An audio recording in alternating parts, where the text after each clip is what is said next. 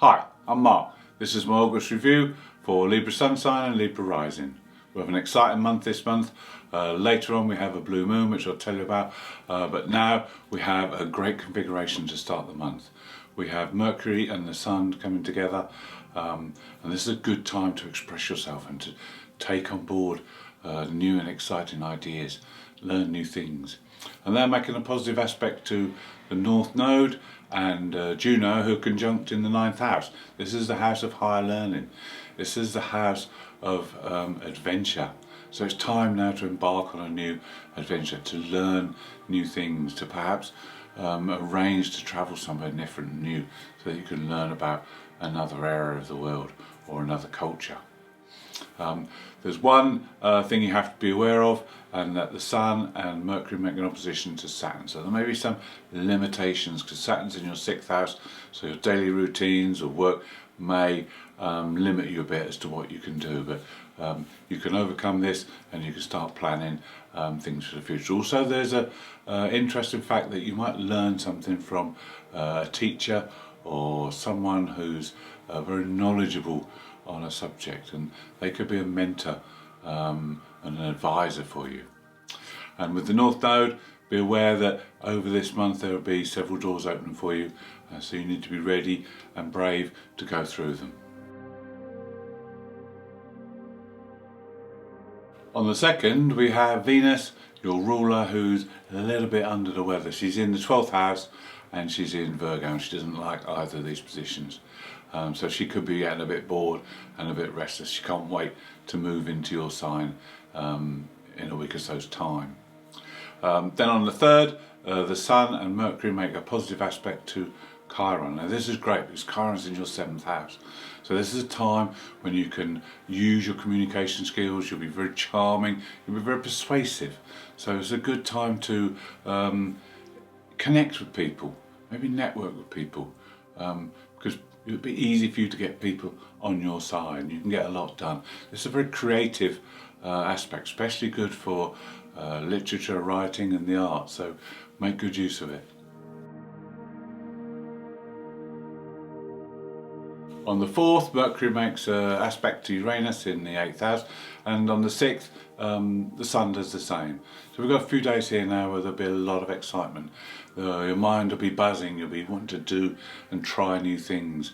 As long as you're flexible and you bend, because there may be some disruptions and changes you have to make, as long as you're flexible you'll be okay.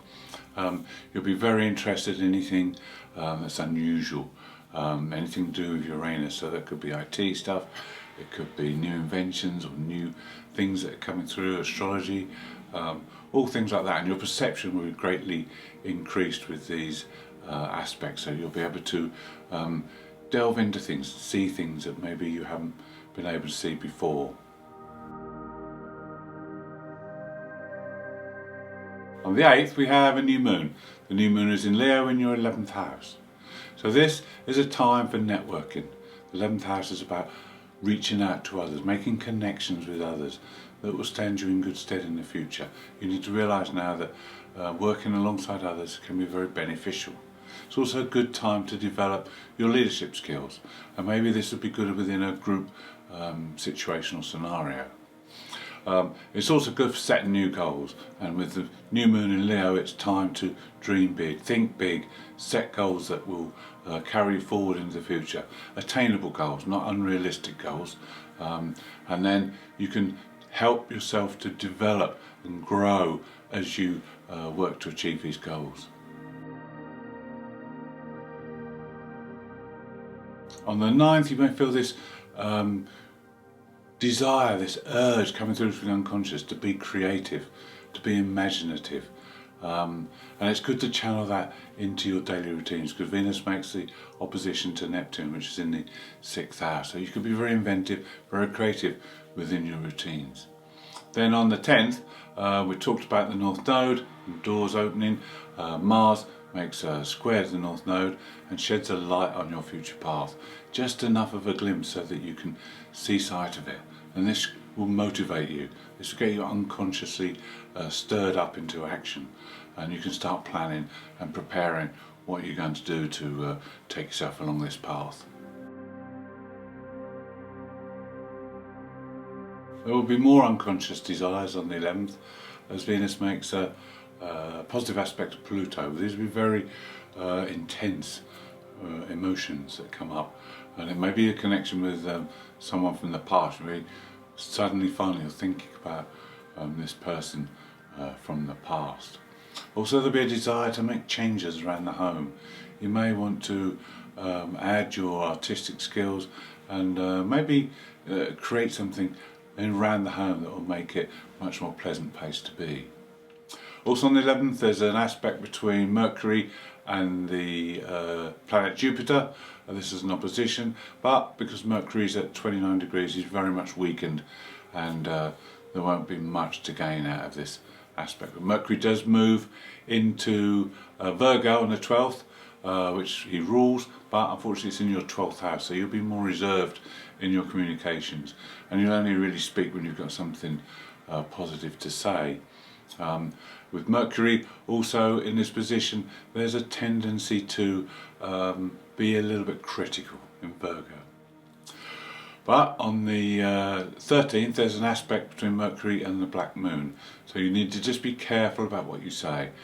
Think before you speak, and it may be other days when things just come through from the unconscious and your brain doesn't engage as you start speaking, but just make sure you don't upset people, so think before you speak.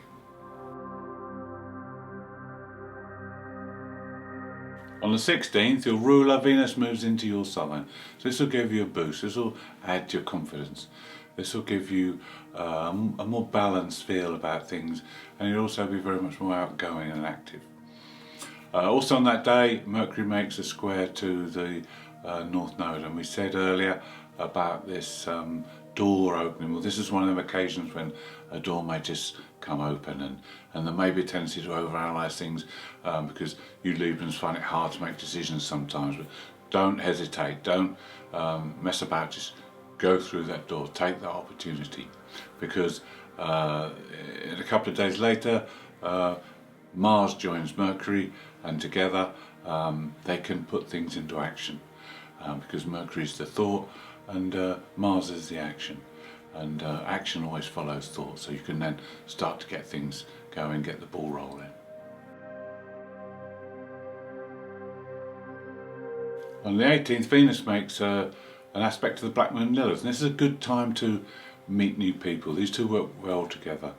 And it's a good time to meet people who share your beliefs and your philosophy, and maybe share your dreams as well.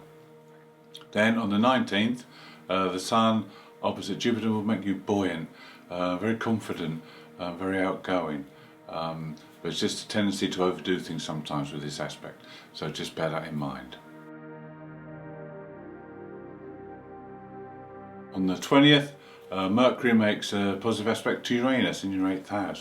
So this is a good time to look at different things, a good time to look at anything to do with maths or technology, the occult, astrology, or anything on the metaphysical side.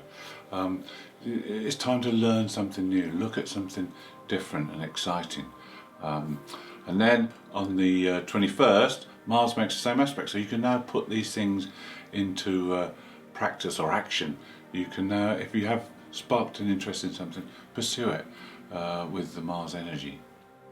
Also on the 21st, Venus makes an aspect to the North Node. We spoke a lot about the North Node, and it's a day when you may get synchronicity. It's a day when you may get meaningful coincidences happen. There's a real reason for this. It's to point you on that path again, the path of the North Node in your future.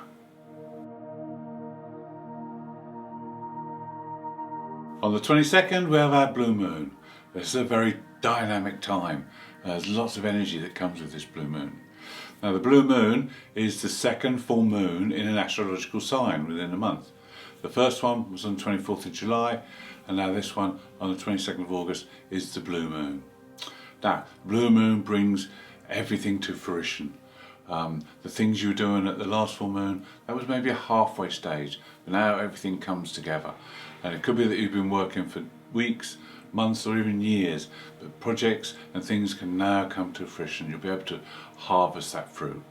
If you've worked hard and applied yourself, you will gain the reward. If you've sown your seed on stony ground, then the harvest will not be as beneficial. Now, the blue moon is also in your 5th house. It's a very creative, energetic blue moon. It's time now to have some fun. It's time to spend some time maybe relaxing with a lover or with friends, socialising, and there may also be a whirlwind of activity around your children if you have children. The blue moon only happens once every 2.5 years, so you can achieve a lot if you tune in with this energy, and you can reap the benefits if you've put in the work in the past.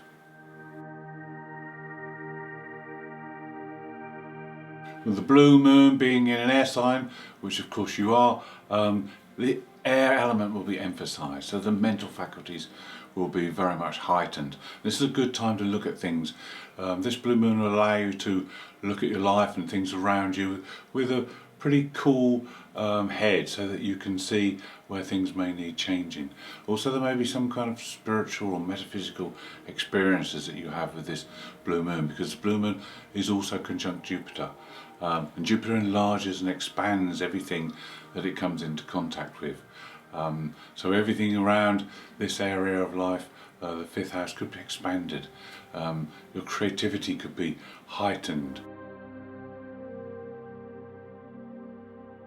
On the 24th, it may be a day just to chill out a bit, because Mercury makes an aspect to Neptune.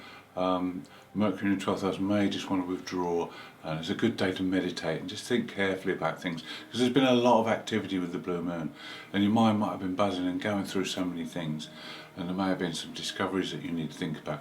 So the 24th is a good day to do that. Then on the 26th, the Sun will help you to see things in a different light. It makes an aspect to the black moon Lilith. Now, this is the worst aspect for the black moon Lilith, because things are exposed. The shadow side is exposed by the sun. It's bright light shining on it. It's like opening the curtains on a sunny day, and the sun comes pouring in and highlights things that you probably haven't seen before.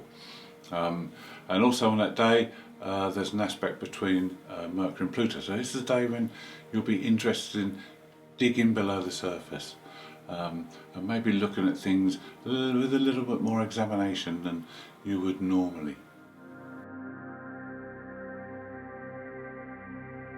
Also on the 26th, Venus makes an opposition to Chiron. Chiron's in your 7th house, relationships. This is a time when you can maybe look at relationships, and there may be something come up from past to do with relationships that is highlighted again at this moment in time. It's a good time to resolve this if it does happen. But it's also a good time to make the most out of your relationship. Use the benefit that your partner can bring you. Then on the 28th, the last aspect of the month is an aspect between the Sun and the North Node. Now this is a square aspect, so it puts the Sun in the middle of the South Node and the North Node in the T-square. And this can be a challenging time, but it's also a time, an ideal opportunity for you to get balance between the past and the future. And it's also a time when another one of those doors may just swing open for a while, and it's maybe time to just go in that door and see what happens. To achieve the balance, you need to look at the past and use the benefits and the skills you've developed from the past, and then apply them to the future or the current situation. And the best way to keep balance is to live in the here and the now.